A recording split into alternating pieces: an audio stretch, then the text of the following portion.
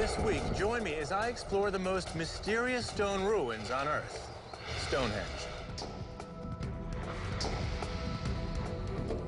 No programa de hoje, faremos um voo panorâmico sobre Stonehenge e penetraremos fundo nas minas locais.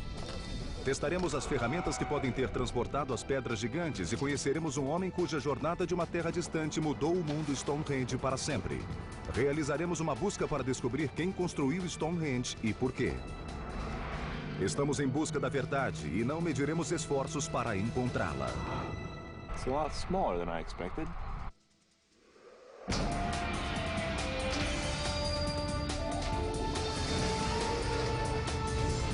Em busca da verdade. Hi, I'm Josh Bernstein, and for most people, this is as close as you can get to Stonehenge. But I think you and I deserve a closer look, so follow me. Stonehenge é um dos monumentos pré-históricos mais famosos da Terra. Nunca foi realmente descoberto, apenas sempre esteve aqui antes dos ingleses chegarem, dos romanos, muito antes da linguagem escrita. É um círculo em ruínas com 30 metros de diâmetro, 50 quilômetros ao norte do Canal da Mancha, no coração de uma região bucólica. O monumento está aqui cheio de segredos por milhares de anos. Há histórias de grandes cerimônias, de forças alienígenas e terrestres. Some people claim that Stonehenge sits at the center of a mysterious energy field, and that its makers were tapping into this energy source, which is undetectable by modern science. Há alguns anos, essa ideia recebeu um grande apoio quando os crop circles começaram a surgir nos campos ingleses próximo a Stonehenge.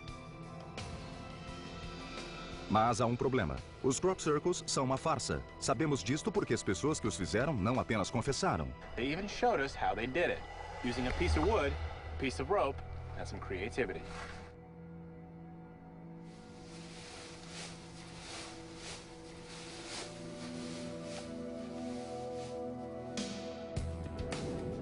De cultos locais a místicos modernos, muitos grupos já tentaram reivindicar a posse de Stonehenge. Mas a história real remonta a mais de 5.000 anos, quando uma cultura antiga escolheu este local para deixar sua marca na Terra. E a marca que deixaram é muito maior do que o próprio Stonehenge. This is part of Salisbury Plain. This is part of the chalkland of Wessex. And this is what people have called the Stonehenge landscape because there's so much around Stonehenge. O arqueólogo Julian Richards conduziu um dos estudos mais abrangentes sobre Stonehenge e sua área. And we've got a great view. Ele quer mostrar que a área ao redor de Stonehenge possui montes sepulcrais como este em que estamos. You know, somewhere underneath here is the burial of somebody who knew Stonehenge. Mas Stonehenge é cercado por muito mais do que túmulos. It's parts of boundaries, field systems, burial mounds. It represents really about 2,500 years of prehistory here. That there is... Algumas destas fortificações são mais velhas do que Stonehenge. It's a bit like a lot of the things in this landscape. They're quite difficult to see at ground level. You really need to get up as high as you possibly can and look down on this landscape and see what's going on. O que pensei ser um monumento misterioso é, na verdade, o centro de um mundo pré-histórico. Mas só há um modo de ver tudo. Well, I'm at the airstrip. It's a beautiful evening. Should have perfect light to see Stonehenge and the other features on the landscape around it.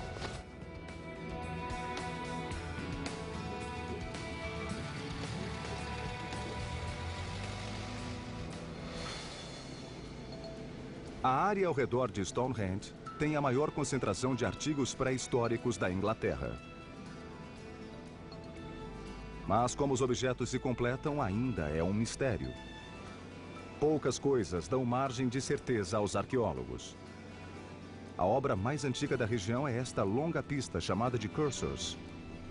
Inicialmente pensaram se tratar de uma pista romana de corrida, até provarem que foi construída mais de 2.000 anos antes da invasão romana.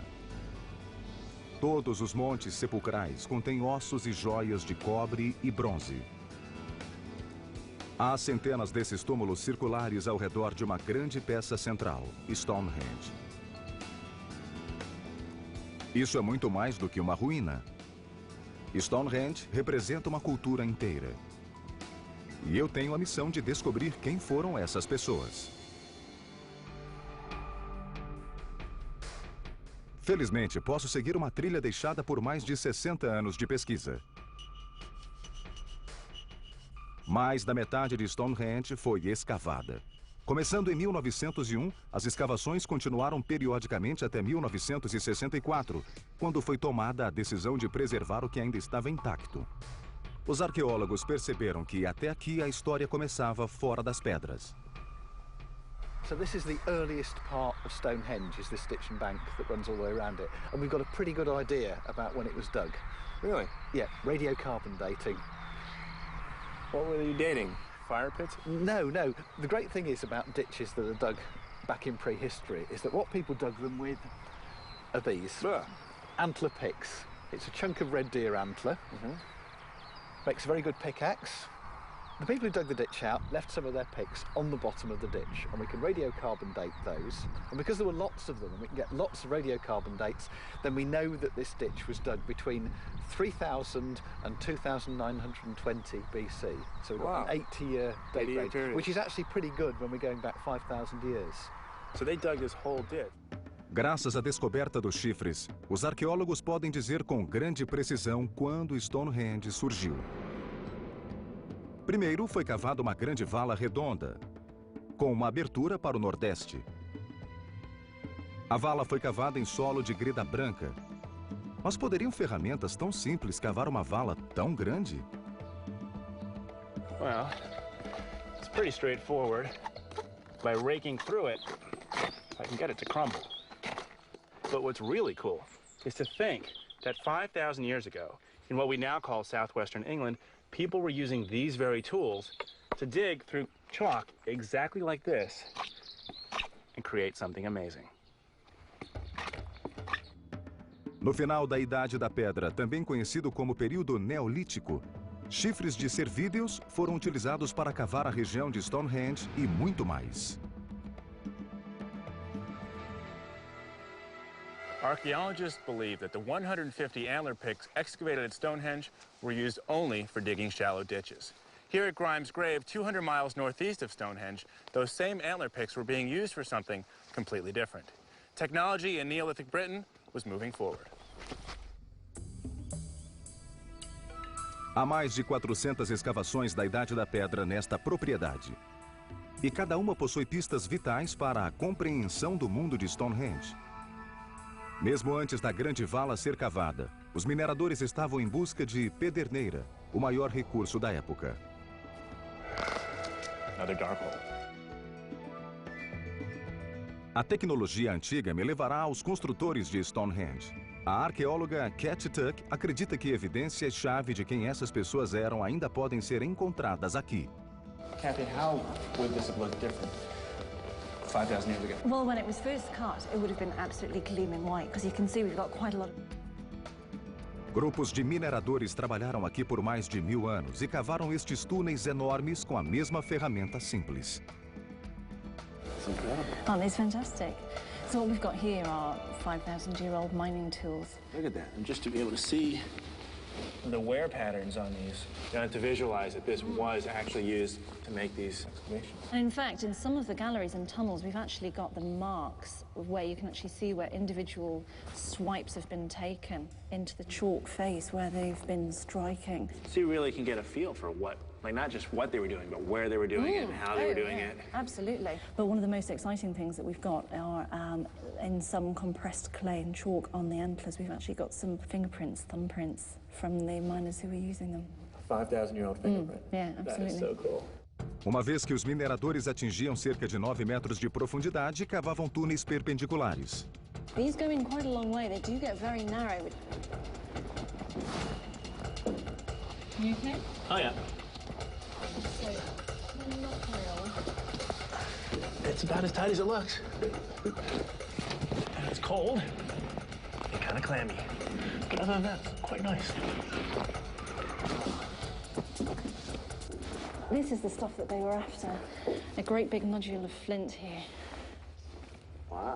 So it looks white on the outside, but as soon as you start cutting into it, you get this beautiful black, shiny material, the silica and marine sediment that's been compacted. Obviously, this is important enough to dig all this out. So what's the goal here? Yeah, well, what they're doing here is this is they're coming after the raw material of a whole new economy.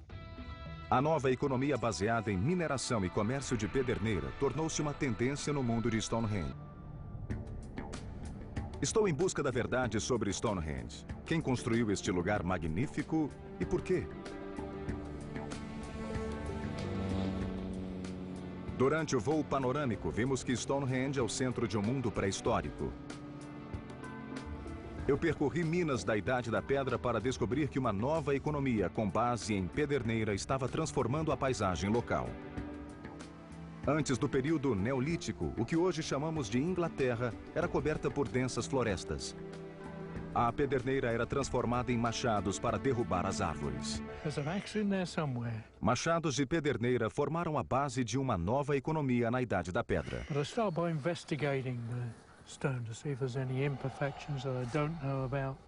O processo de transformar a pederneira em lâmina é chamado de lapidação de pederneira. Nice one. Como instrutor de sobrevivência, também utilizei essa técnica. Mas John Lord é o mestre. Ele vem se aperfeiçoando há mais de 30 anos. I now set about reducing this with smaller tools, scaling down the process. Não pense que John está esculpindo a pedra ao acaso. O trabalho é extremamente preciso. You can see that this finished blade has a midline. And it runs halfway through the weight of the thickness of the blade. So John is going to be evaluating where his midline is on this piece that he's working. It's technical. Flint knapping is a very technical art. And he's a master, and he's making it look really easy. But in the hands of a novice, that stone would shatter and break, and you'd lose a lot of hard work. And he's taking minutes. It might break on me yet. Well, we'll see. But it's taking him minutes to do what he's learned over many, many years. And it's fascinating to watch. It's like chess. Trying to fish. Oh, nicely done. Look at that flake. That's a good flake. If you've never seen flint knapping, this says he knows his stuff. Com um pouco de experiência, a pederneira pode se transformar em machado bem rápido. Looks like you're almost done. Yep, I think I'll settle for that. Yeah? So this is a fully finished blade, but this only took you about 10, 15 minutes. Em poucos minutos, um artesão habilidoso pode transformar a pederneira em uma lâmina de machado. Por muitos anos, essas lâminas modificaram a paisagem da região. No fim da Idade da Pedra, as árvores da Inglaterra foram derrubadas em grande escala. Caçadores nômades se estabeleceram em comunidades, cultivaram a terra e criaram animais. Agora, as florestas podiam ser transformadas em fazendas. A little more. All because forests could now be turned into farms. Hi. Yeah, you held up. Thank you. That was an experience. You've done a good job there. And the blade itself looks okay? Blade's fine. No damage at all. Esta nova tecnologia culminou em um novo estilo de vida. As pessoas se fixaram e começaram a construir suas fazendas. Eles também abriram uma clareira para Stonehenge, que começou como uma vala gigante. Estou de volta com Julia Richards para descobrir o que aconteceu em seguida. What happened after the ditch was made? They put some timber structures up. There was a circle of timbers here just inside the inner edge of the bank. Really? Yep. 56 posts, large timber posts were put up. One here, one there, one there, one there. So a circle all the way around. As 56 toras de madeira desapareceram há muito tempo. Mas no início, Stonehenge era uma vala com um círculo de madeira. How did they know that there were timber posts here? Because when the archaeologists dug here, they found pits that were dug into the solid chalk. And by looking at the sort of soil that fills them up, you can tell whether there's been a post there. And quite what this was, whether it actually had, timber lintels on top, or whether it was just almost like 56 totem poles stood here. Of course, we can't tell. Okay. No. Nós só podemos imaginar como Stonehenge era quando feito de madeira. Mas pistas valiosas sobre uma função podem ser encontradas em outro monumento, menos de 3 quilômetros distante.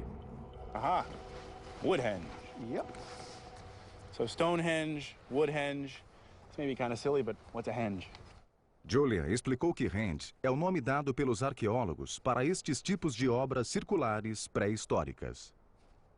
The plan is very similar to Stonehenge in terms of all these concentric circles, but there's one. Cada destes marcadores de concreto está onde havia uma tora de madeira. I mean, up until about 1920, this was thought to be the remains of a huge ploughed burial mound. But then people started to get up in the air taking photographs, and this, when it was under plough, showed up as all of these dark spots, each one of them marking the position of a timber post. So somebody thought, right. Soubemos que Woodhenge foi descoberto da mesma maneira que eu o vi da primeira vez do alto. No centro, os arqueólogos se depararam com um segredo nefasto. What they found here was the grave of a child. Really? Yeah, this child appeared to have had its skull split. Purposely? It looks as if it was possibly some sort of a sacrifice. Sacrifício? Talvez os machados de pederneira tivessem outra função além de cortar árvores. What kind of ritual is going on here that people need to be sacrificing children? It's very difficult to try and work out exactly what sort of rituals went on in a place like Woodhenge. You can imagine people sort of processing around the different circles. And when they were excavated, there were different objects found in the different rings of post holes. So some of them had highly decorated pottery. Some of them had animal bones, which might indicate that people were feasting here. And then, of course, right in the centre, you've got this burial.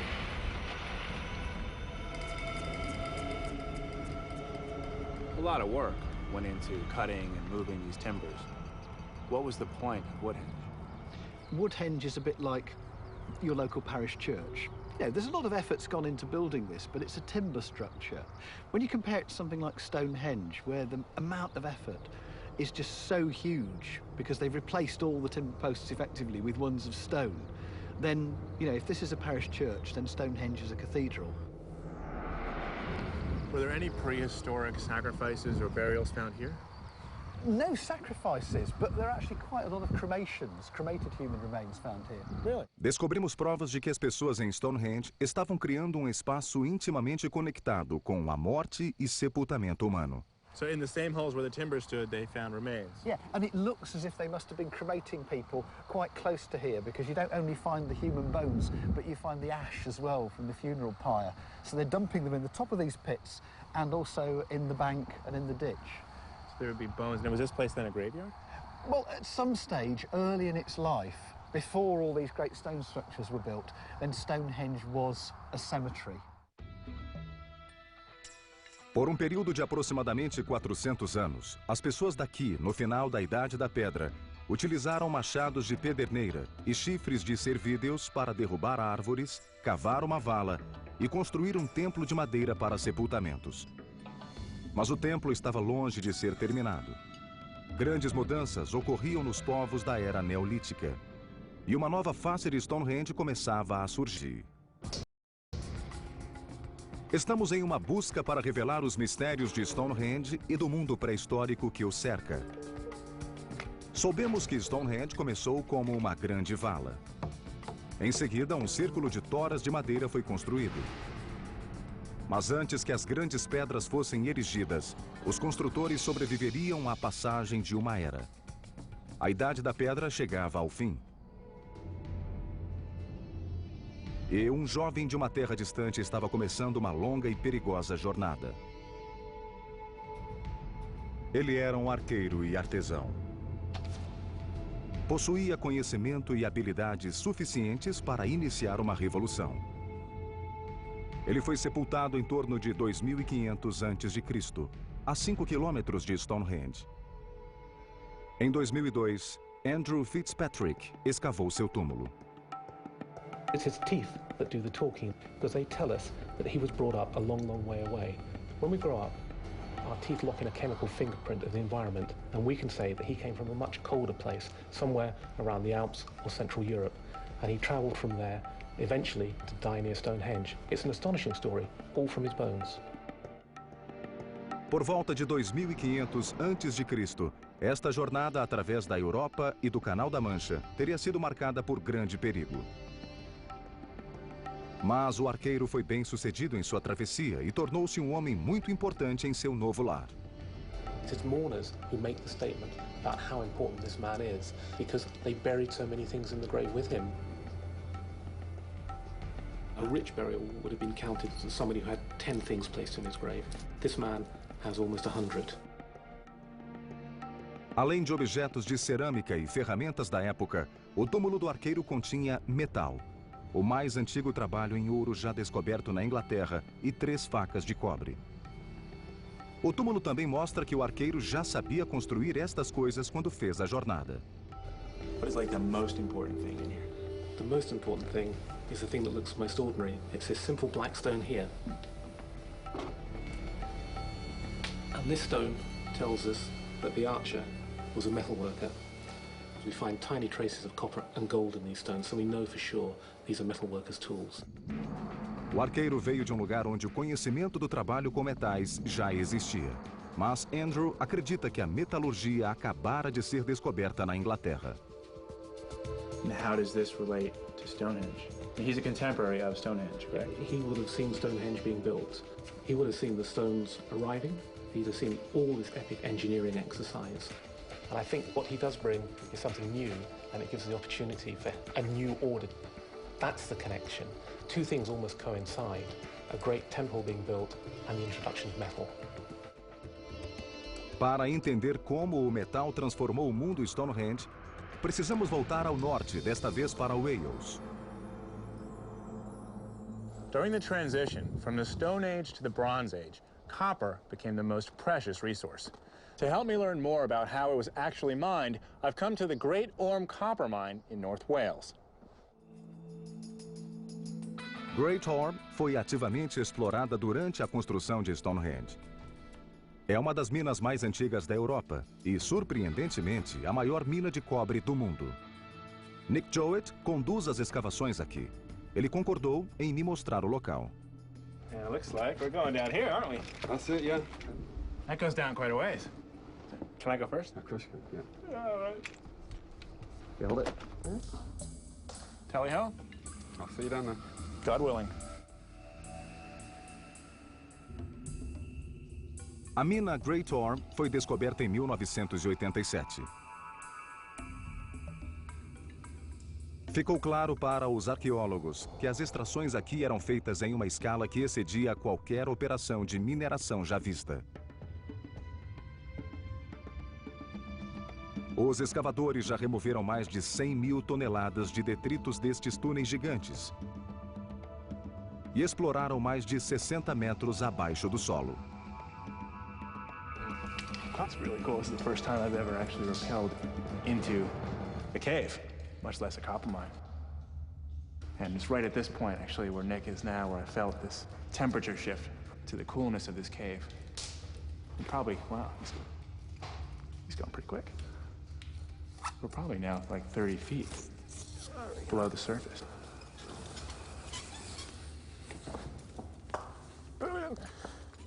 Welcome. You enjoy that? This is great. This is great. So this whole room, right, this chamber we're standing in, was solid rock at one point. Yeah, that's right. It would have been just solid rock with veins of malachite, copper ore running through it. Probably about 3 main veins running through here. But when you see the size of this place, you can just imagine how much copper must have come out of here. And all by hand? Yeah, we found thousands of stone hammers and 30,000 pieces of animal bone. And we believe those are the tools, really, that the people used to dig out, this space and the 5 miles of other Bronze Age workings that we've...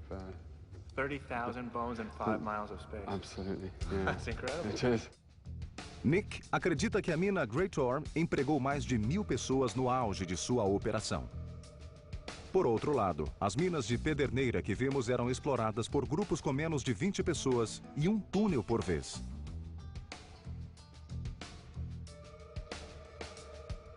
A metalurgia avançou dramaticamente e a avidez por cobre levou ao planejamento do trabalho em uma escala jamais vista.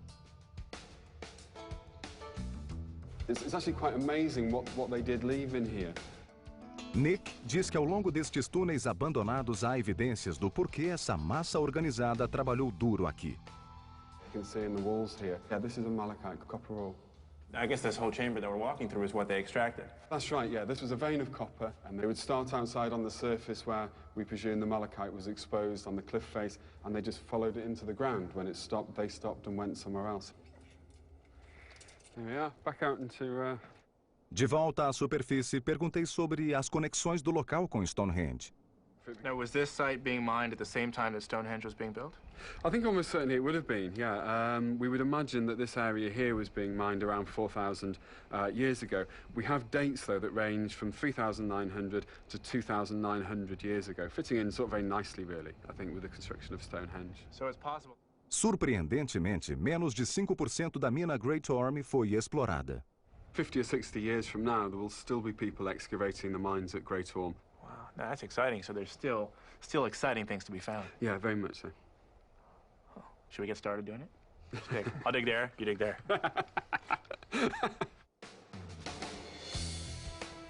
A mineração em Great Orme estava transformando mais a sociedade da superfície do que a do subsolo, enquanto as pessoas dominavam a arte de extrair o metal da rocha.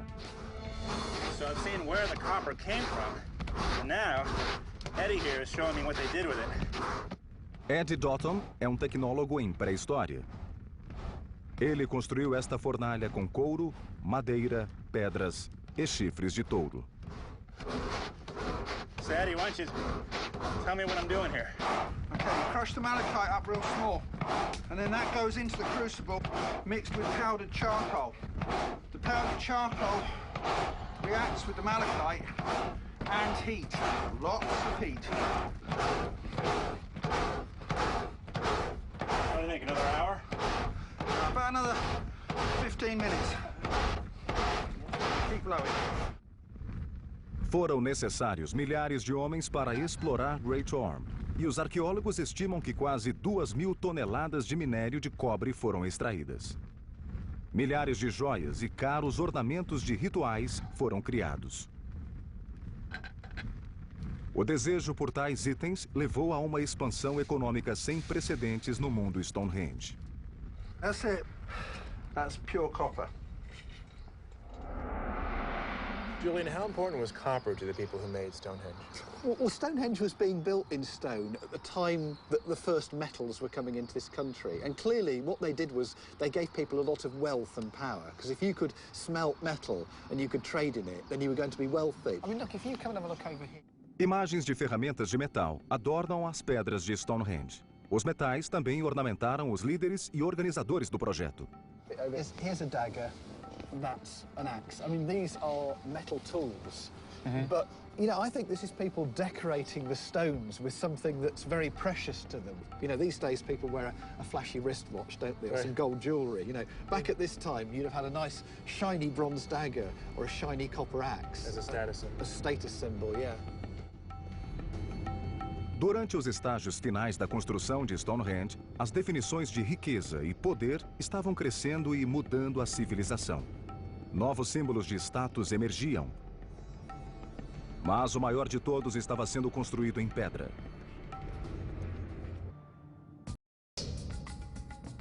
Estamos em uma jornada para saber quem construiu Stonehenge e por quê. Já descobrimos um mundo antigo que se estende da Idade da Pedra à Era do Metal. Aprendemos que Stonehenge começou com uma vala. Então, um círculo de toras de madeira foi erguido, tudo feito com ferramentas de osso e pedra. Também soubemos que os novos metais estavam transformando o mundo Stonehenge, enquanto o círculo de pedras era construído. Mas como estes megálitos chegaram aqui, ainda é um mistério. Fiquei surpreso ao saber que quase metade das pedras de Stonehenge veio da costa oeste de Wales.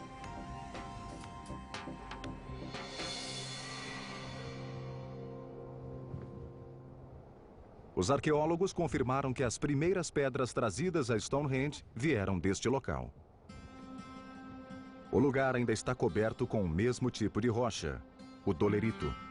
Vendo a região de perto, posso estimar a dificuldade que os construtores de Stonehenge tiveram de enfrentar. Archaeologists estimate that 80 bluestones were used at Stonehenge. That's over 300 tons of rock that somehow made it 150 miles to the east. But the mystery remains, how did they get there? Em uma era antes da invenção da roda, mover estas pedras deve ter sido uma tarefa hercúlea.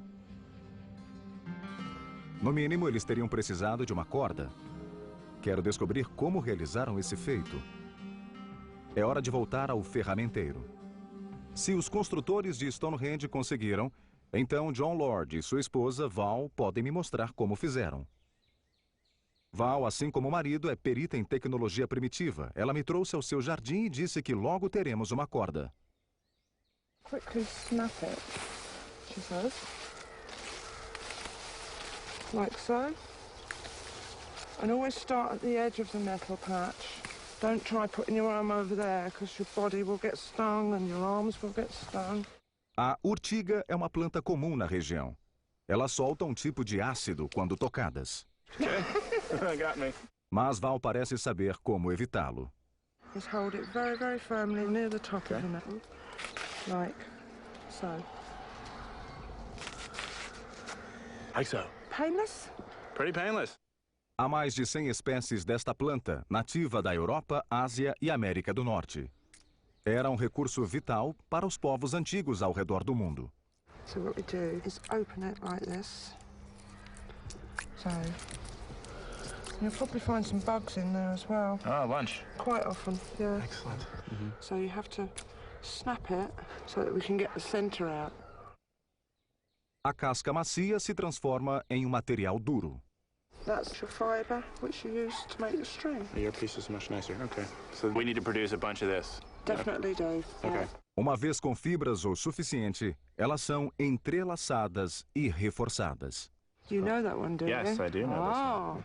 I'm going to spin the thread away from me, then pull it down.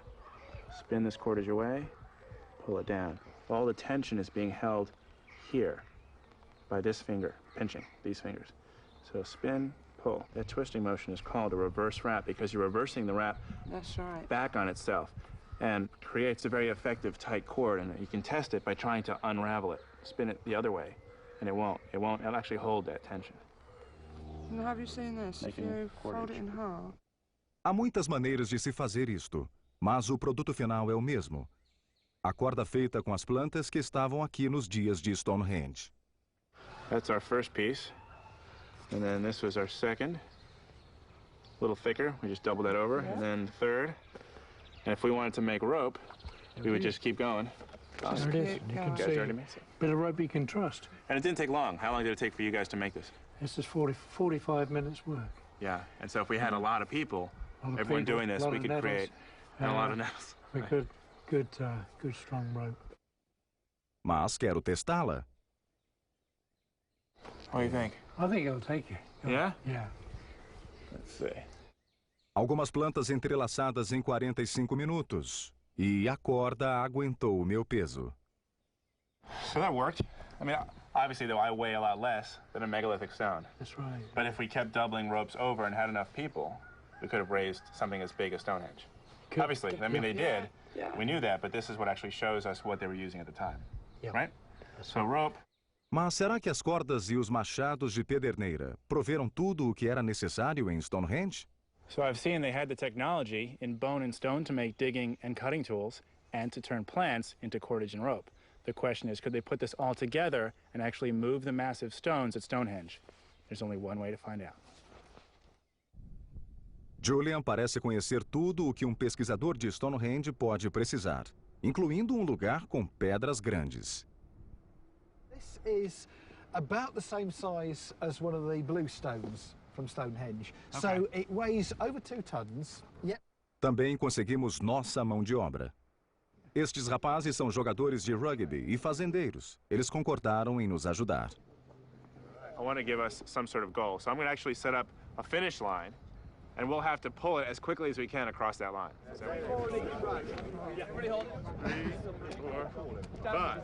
Ready and pull!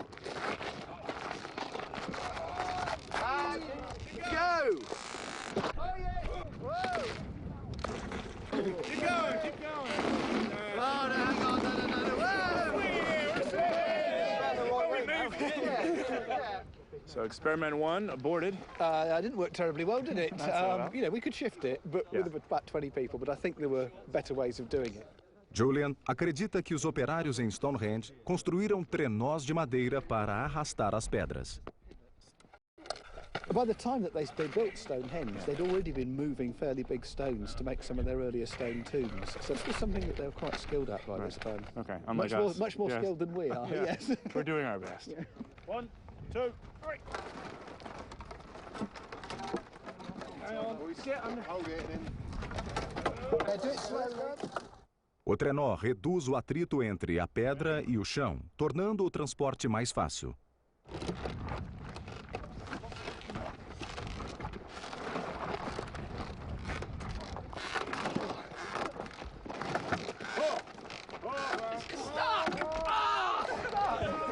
Mas não tão fácil.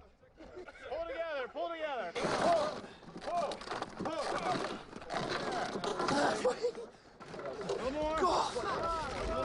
One more. Good, got it. 55 seconds. Oh. Well done. Oh, hang on, that was 55 seconds to move it 5 meters. O trenó ajudou, mas não o suficiente para ser considerado eficaz. So it would have taken Millions of years. Well, I think they'd probably still be on the way. Vamos utilizar um pouco da tecnologia moderna. Mas, como estamos vendo, os arquitetos de Stonehenge também possuíam uma tecnologia avançada. There's evidence of people building wooden roadways, wooden trackways across marshy areas, for example, even earlier than this, with quite sophisticated carpentry. So I don't think it's actually beyond the capabilities of these people to build wooden trackways. Again, we just gotta make sure that we have the same distance. Should be 5 paces from the front.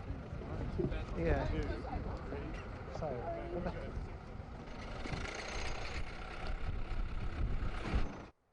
Um trenó de madeira em um caminho de madeira deve reduzir ainda mais o atrito. A lot easier. Yeah. Not so Much much easier. fun though. Okay, you guys, you all ready? Yeah. Are you ready to time it, Josh? Ready? Okay, and pull. Whoa! Yay! Whoa! Look at that! Fantastic! How long was that? Yeah, that was 6 seconds. 6 seconds. Mais uma vez, os construtores de Stonehenge pareceram ser muito mais avançados do que imaginei. A little quick. Yeah, a little too quick, really. Yeah, I thought I was going to get squashed, but... Yeah. Vimos em primeira mão como essas pessoas dominaram a arte de transportar megálitos, utilizando os recursos naturais disponíveis. E sabemos, com base na mina Great Orme, que essa sociedade avançada podia coordenar centenas, talvez milhares de operários por vez. Aprendemos bastante sobre as pessoas que construíram Stonehenge. Agora descobrimos por que o monumento foi erigido. A seguir veremos Stonehenge como deveria ser. Participaremos de um ritual moderno onde a razão pela qual o monumento foi construído torna-se perfeitamente clara.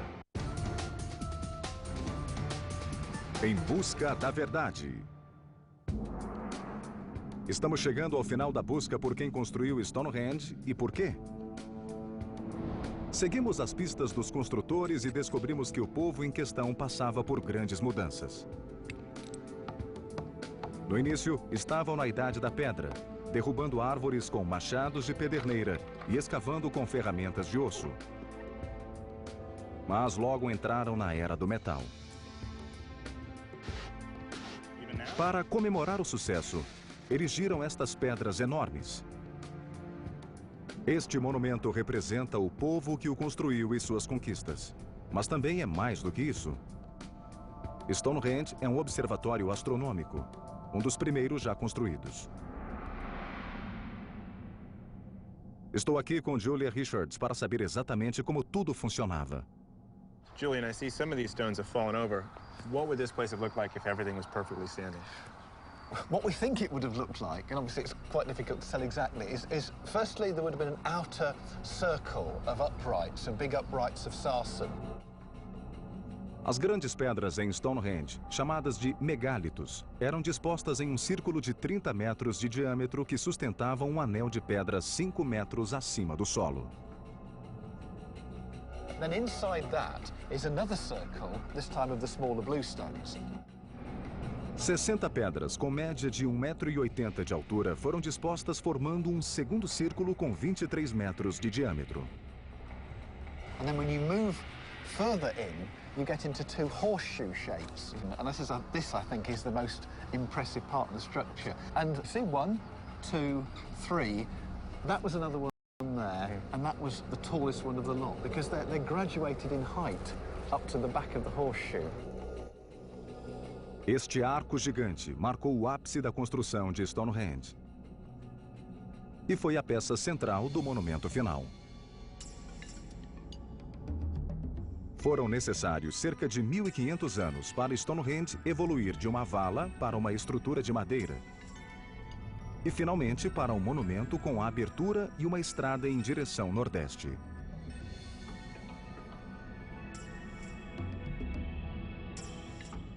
Foi por esta orientação específica que o propósito de Stonehenge foi descoberto. Where we're standing here, this gives us a very good clue, because we're not quite at midsummer now, are we? But the sun rises in that direction. That's the entrance into the earthwork enclosure, and the sun would have shone on Midsummer Day, the longest day of the year, straight into the middle of Stonehenge.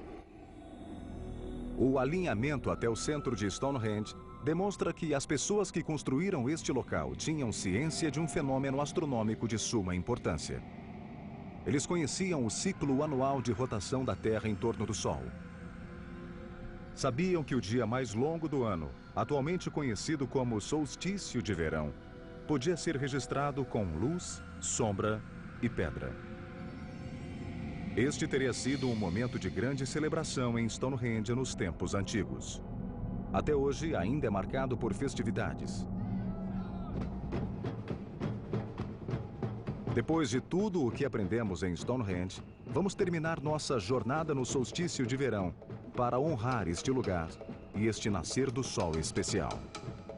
I'm back at Stonehenge, and there is electricity in the air.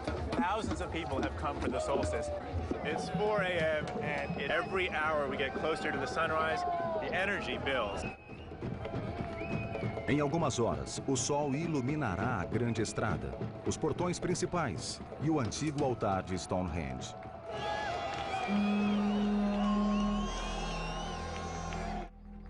Hoje é dia 21 de junho, o mais longo do ano. Um dia que prova que Stonehenge é uma espécie de calendário antigo. É o único dia do ano em que o público pode entrar no monumento.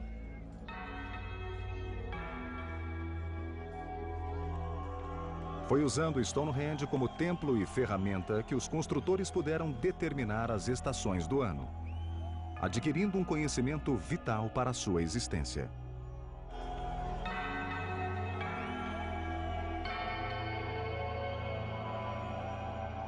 I've seen my share of sunrises, but this one has got to be one of the most magical.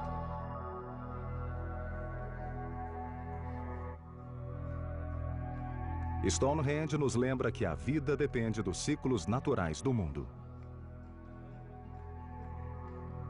O monumento foi construído para estudar estes ciclos e honrá-los. É através desta grande obra que as pessoas que a erigiram continuam a viver.